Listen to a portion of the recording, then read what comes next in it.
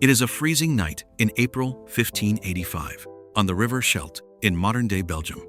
Across the black water stretches a masterpiece of military engineering, a 2,400-foot-long fortified bridge built by the Spanish Empire, completely blocking the river. Behind that bridge, the rebellious city of Antwerp is slowly starving to death. The Dutch defenders have tried everything to break it. They have sent burning ships down the river, hoping to set the bridge on fire. But the elite Spanish troops manning the bridge just laugh. They stand on the wooden planks with long pikes, casually pushing the burning ships away until they harmlessly burn out. Tonight, the Dutch are sending another ship down the river. The Spanish soldiers on the bridge watch it float toward them, axes and pikes ready. They expect a small fire. They do not know that the ship floating toward them isn't meant to burn. It is meant to vaporize them.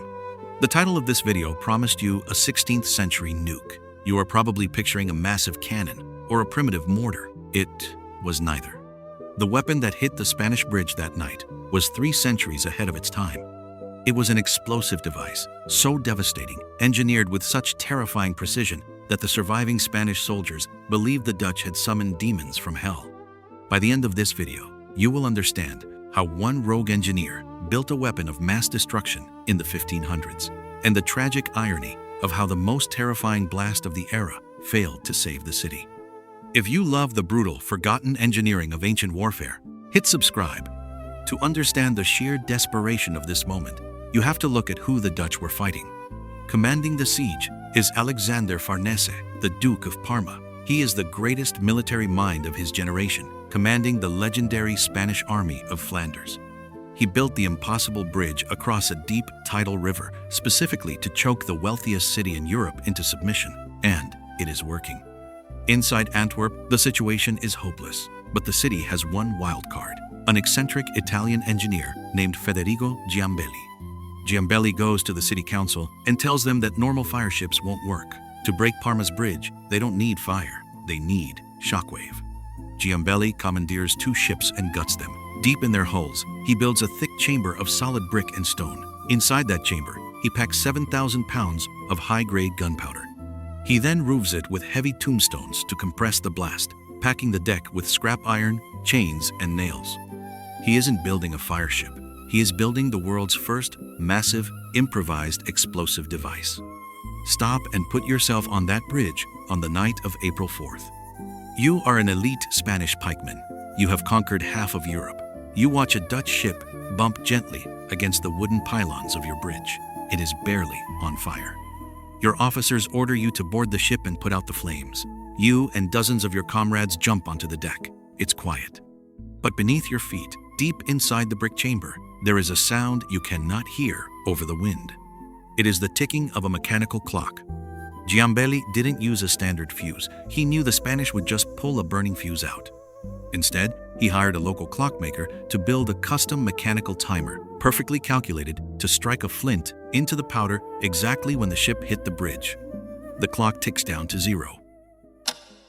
The detonation is apocalyptic. The Hellburner does not burn, it erupts. The blast instantly vaporizes the ship, the water around it, and a 200-foot section of the massive bridge. 1,000 elite Spanish soldiers are killed in a fraction of a millisecond. The shockwave is so massive, it flattens trees miles away, shatters windows in surrounding towns, and causes the river itself to surge out of its banks. The heavy tombstones Giambelli used to cap the bomb are blown thousands of feet into the air, raining down like lethal meteors.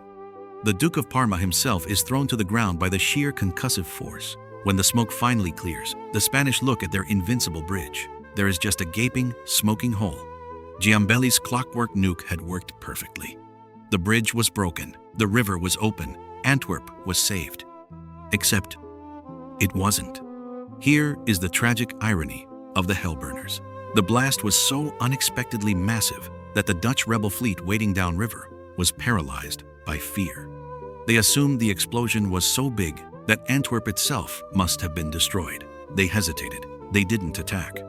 That hesitation gave the Duke of Parma time to rally his surviving men and hastily repair the gap with smaller boats.